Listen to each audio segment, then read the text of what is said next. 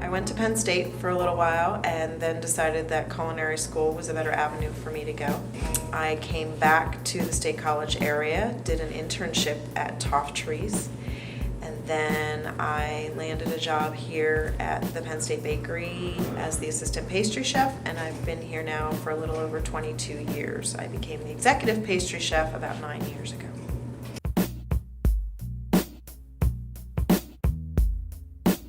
So we picked pumpkin cheesecake because it's a nice fall item.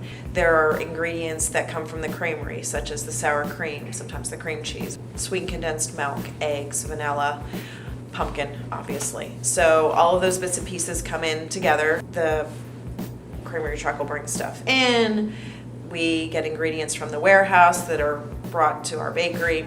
Employees will scale out or measure out the ingredients, then mix it. So to mix cream cheese and almost anything that you actually mix in the bakery, there's a lot of things that are sensitive to tempering. And tempering meaning you need to get things to a right consistency or to a right temperature in order for it to combine well. If you just threw everything in the bowl, it's just going to become a big sloppy mess. The first thing that she would do would be to mix the cream cheese, to soften it up, to break it up, to get it smooth.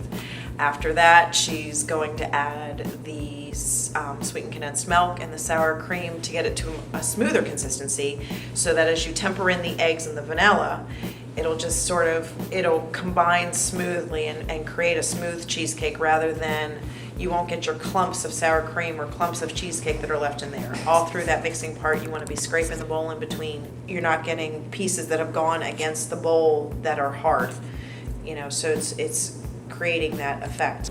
Once she has it all mixed together, the batter that she made today, it started out as New York cheesecake batter. She added pumpkin to it and added spice to it. Then put the crust down into the pan. You par bake the crust for about 5 minutes. It's a ginger snap crust, so it has ginger snap crumbs, some graham cracker crumbs, powdered sugar, butter, combined in. Press it down, bake it for 5 minutes, let it cool. Then the cheesecake batter should be done. Pour the cheesecake into the pans, whether it's into a mini state, which is just a little 2 to 3 inch size, an individual, which is about 4 inches, 9-inch cheesecake, or it could also go into a half sheet pan. The cheesecakes then go to the oven. They bake for however long they need to bake. They come back out. You need to let cheesecakes rest on the floor for a little bit because you don't want to shock it into a cooler. You want it to, just as you're tempering things into a recipe, you temper things back out. So you're tempering it into the cooler. If you stuck it into the cooler right away, it's going to shock the cheesecake and it would make it crack and do things like that. So you want it to let it sit at room temperature for a little bit, freeze it to cut it in order to go through the machine that portions the cheesecakes. Finish it off and send it on its merry way.